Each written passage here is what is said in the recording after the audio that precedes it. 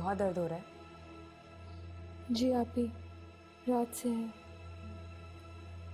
इसीलिए तो मैंने रजिया के हाथ नाश्ता भिजवाया था, ताकि तुम खा के मेडिसिन तो खा सको। आप परेशान मत हो, सब ठीक हो जाएगा। ऐसे कैसे ठीक हो जाएगा? वो नाश्ता गर्म करके ला रही है, तुम खाओ तो फिर कोई मेडिसिन लो, ठीक है?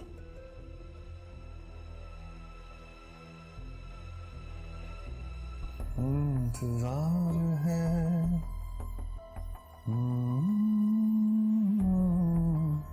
पुकार लो तुम्हारा इंतजार। चाय पी पी के मैं चाय का ड्रम नहीं बन गया। चाय मजे की है भाई, थैंक यू।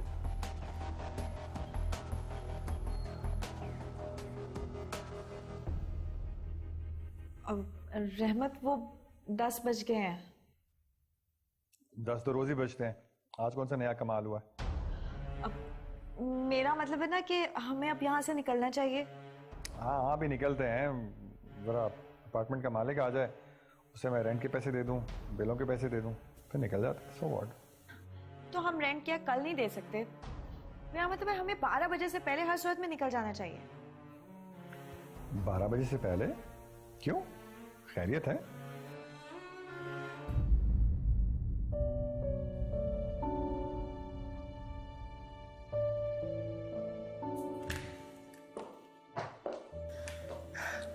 रिमशा, पैकिंग हो गई? रिमशा, तुम्हें पता है आज मैंने आप ही को इतने दिनों बाद बहुत खुश देखा है। बेटा एक बात कहूं? जी खाला, कहिए ना, आप बैठे। बेटा जिंदगी उस्ताद से ज्यादा सख्त होती है। उस्ताद तो सबक देकर इम्तिहान लेता है, लेकिन जिंदगी इम्तिहान लेकर सबक देती है। और मेरा ख्याल है एक बार का सबक ही काफी होता है। रिमशा, मुझे उम्मीद है कि तुम अपनी इज्जत और खोया हुआ मुकाम ससुराल में बहुत जल्द पालोगी।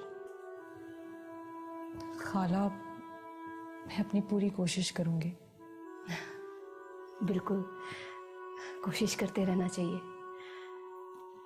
रिमशा, मैं जानती हूँ शादी से पहले लड़कियों के बहुत से ख्वाब होते हैं। ऐसा लड़का मिले, मोहब्बत करने वाला ससुराल मिले। लेकिन बेटा जिंदगी में सारे ख्वाब कभी पूरे नहीं होते। एक बात ज़हन में रखो, जब कोई ख्वाब पूरा होता दिखाई ना दे तो उसका पीछा करना छोड़ देना चाहिए। ये जिंदगी के सुकून के लिए बहुत ज़रूरी है। ससुराल में खुश रहने का ख्वाब तो तुम पूरा कर सकती हो। मेरा ख्याल है कि आधा पूरा कर चुकी हो। क्या मतलब? माँ बनना बहुत बड़े एजाज की बात है। लड़की जब माँ बनती है तो ससुराल में उसके पाँव मजबूत हो जाते हैं। समझो, अल्लाह ने तुम्हें एक और मौका दिया है अपनी जिंदगी संवारने का। रिमशा, जब लड़की की शादी हो जाती है तो उसे मैके से ज्यादा ससुराल को अहमियत देनी चाहिए। तो खाला, आप क्या कहना चाह रही हैं कि मैं मामा से मिलना छोड़ दूं? बेटा, मेरे कहने का मतलब हरगिज ये नहीं है। मैं तो ये कहना चाहती हूँ कि तुम जितनी मोहब्बत अपनी माँ से करती हो उससे कहीं ज्यादा मोहब्बत अपने ससुराल वालों को दो। मैं अभी यहाँ पे हूँ, तुम आप ही की बिल्कुल फिक्र ना करना। मैं उनका पूरी तरह ख्याल रखूंगी। तुम बस अपने ससुराल को इज्जत दो और प्यार दो, और अपने प्यार से उनके दिल जीत लो। ठीक है ना? जी। बेटा, तुम्हें ये खिलौने कैसे लगे? बस मेरी दुआ है अब तुम खुश रहो।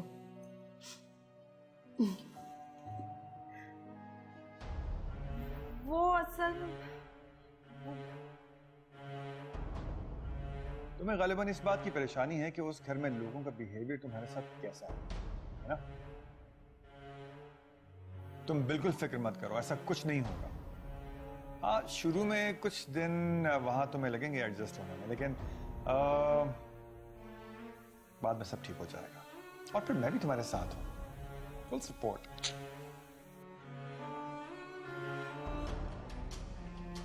मेरी परेशानी की वजह ये नहीं है, मैं साजिद की वजह से परेशान हूँ।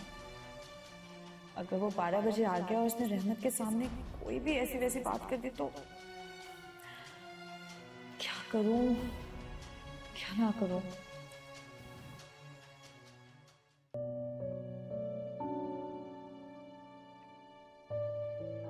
आंटी, आज बहुत दिनों बाद नाश्ते का मजा आया। सबसे ज्यादा आपकी ये इलायची वाली चाय बहुत मिस की है मैंने। बेटा, तुम्हारा जब दिल चाहा करे आ जाया करो, ये भी तो तुम्हारा अपना ही घर है ना। मगर इससे पहले आपको अपनी सेहत का ख्याल रखना पड़ेगा। दिन ब दिन कमजोर होती जा रही हैं आप। मुझे लगता है मुझे ही आपका डॉक्टर बनना पड़ेगा। मेरी बीमारी की वजह अब खत्म हो चुकी है। तुम दोनों को एक साथ खुश देखकर मैं जल्द ठीक हो जाऊंगी। मैं जानता हूँ आंटी, हम दोनों की वजह से आपको बहुत परेशानी हुई, बहुत तकलीफ हुई है। मगर मैं ये वादा करता हूँ कि अब आपको कोई तकलीफ नहीं पहुंचेगी। थैंक यू बेटा, थैंक यू वेरी मच। नेमत बेटा, रिमशा से कोई गलती हो जाए तो प्लीज उसे माफ कर देना। वो भी नादान है, कुछ वक्त गुजरेगा तो संभल जाएगी। जी आंटी, मैं जरा देख कर आता हूँ रिमशा तैयार हुई है या नहीं।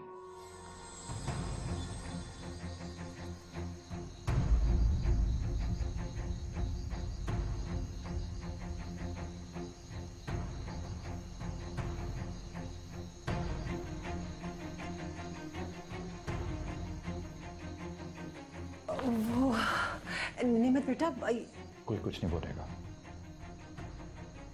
मैं खुद बात करूंगा। नेमत, मेरे और रिमशा के दरमियान ऐसे कुछ भी नहीं है। मुझे कोई एक्सप्लेनेशन नहीं चाहिए। एक्सप्लेनेशन वो लोग देते हैं जिनके दिल में कुछ और होता है।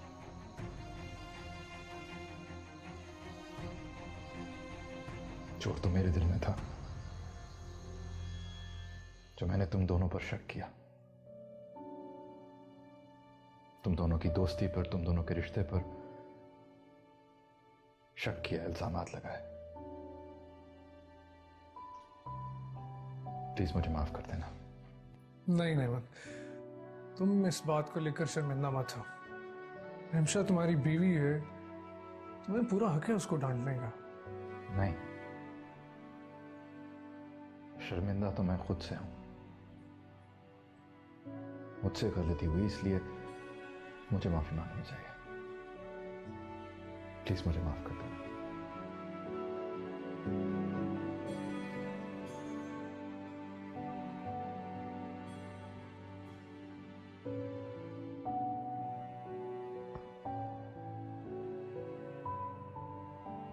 तुम माफी मांगकर मुझे शर्मिंदा कर रहे हो। तुम्हें किसी से माफी मांगने की जरूरत नहीं है। अब पुरानी बातें भूल जाओ, तुम दोनों नई जिंदगी का आगाज करो।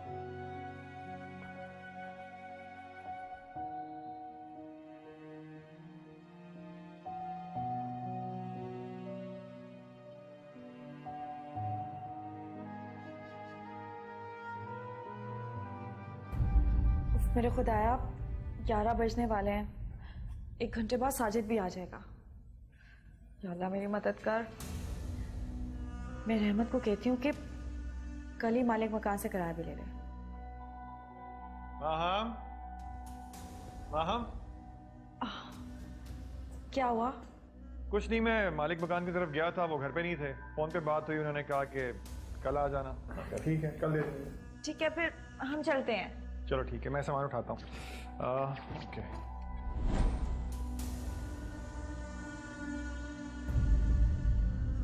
नहीं, सुबह सुबह आप लोग कहाँ जा रहे हैं?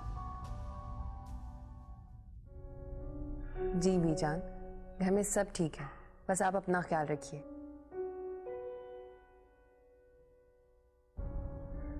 आप बिल्कुल बेफिक्र हो जाए, मैं सब संभाल लूंगी। बस आप मेडिसिन टाइम पे खाती रहिएगा। जी, खुदा हाफिज। किसका फोन था? बीजान का, बता रही थी कि खैरियत से पहुंच गई। चलो ये तो अच्छी बात है। मेरी रहमत भाई से बात हुई है, वो आ रहे हैं। तुम्हारी नेमत से बात हुई, वो कब आएगा? नहीं, मैं फोन करके पूछ लेती हूँ।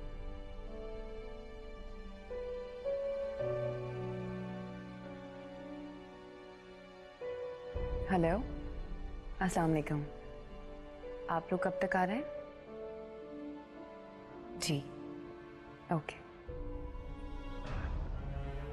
अरे साजिद, आओ आओ। सुबह सुबह कैसे?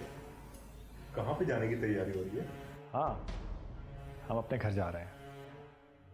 ये तो बहुत अच्छी बात है, और अच्छा हुआ मैं टाइम पे आ गया। आप लोगों के जाने से पहले आपसे मुलाकात भी हो गई। महान, तुम इतनी परेशान क्यों लग रही हो? नहीं, कुछ नहीं, बस वो ऐसे सर में दर्द है। सर में दर्द है या कोई और बात है? सर में दर्द है इसकी। अच्छा, मजाक कर रहा था यार। साजिद, वो सुबह से परेशान है, तुम उसे फिर परेशान कर रहे हो। ओह, आई एम सॉरी सर। अच्छा तुम बैठो, चाय पियो और तुम दवाई ले लो। मैं सामान गाड़ी में रख के आता हूँ।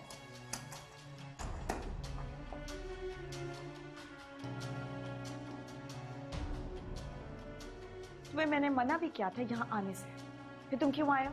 अभी मेरे पास पैसे नहीं है।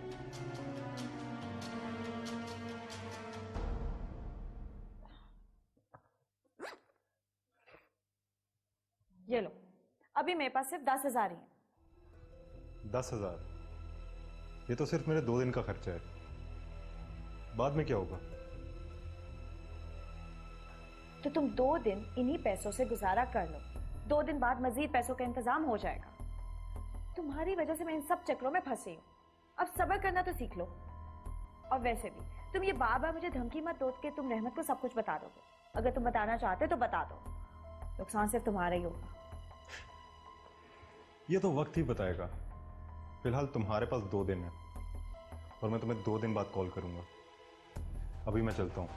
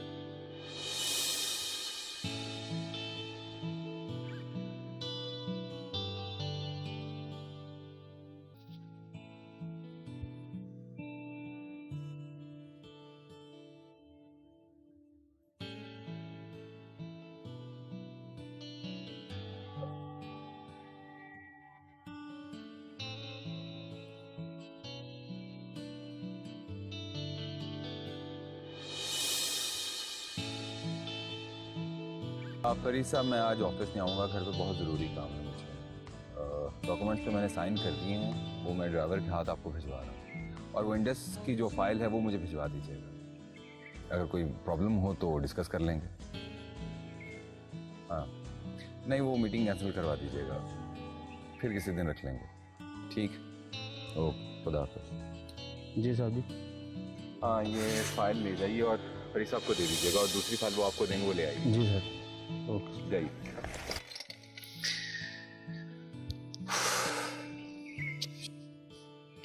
आहिस्ता आहिस्ता इस घर के हालात ठीक हो ही गए। सिर्फ मुझे मेरा बेटा मिल जाए तो जीने का सहारा बन जाए।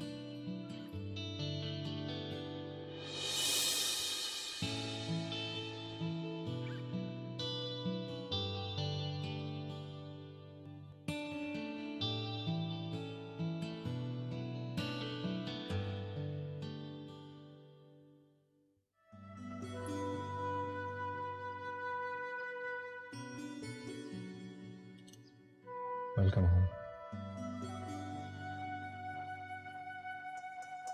हिम्मत, क्या मैं अब हमेशा के लिए इस घर में वापस आई हूँ? क्या मतलब? मेरा मतलब है कि क्या बीजान को पता है?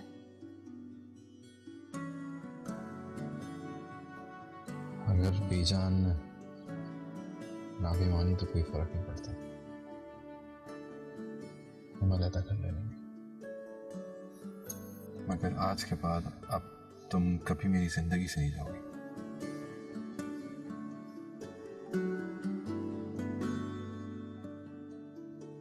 चलेगा?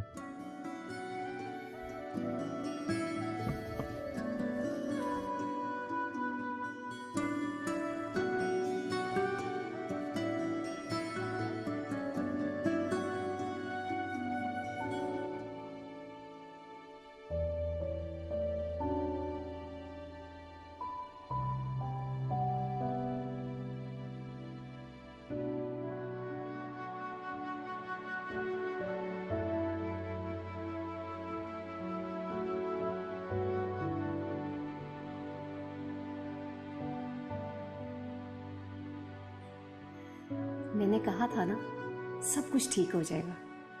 बस अल्लाह पे भरोसा रखा करें। हर बात में अल्लाह की कोई ना कोई मसलहत होती है। बस वो अपने बंदों के सब्र का इम्तिहान लेता है। बिल्कुल ठीक कहा।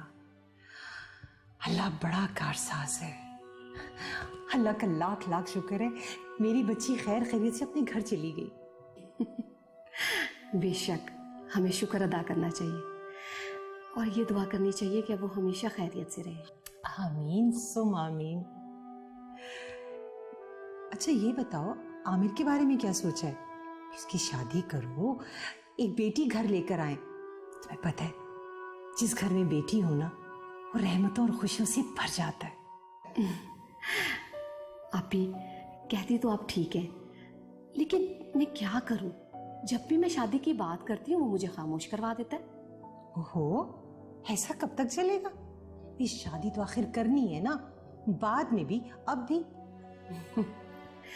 सारी रात दोस्तों के साथ जाग के आए, सोया हुआ है। जैसे ही उठेगा सबसे पहले यही बात फाइनल करूंगी। लेकिन आप भी शादी की सारी शॉपिंग आपने करनी है, मुझे तो पाकिस्तान का पता ही नहीं। अरे आने तो दो ये वक्त, तुम देखना कैसी धूमधाम से तैयारियां करेंगे। एक ही तो बेटा है हमारा।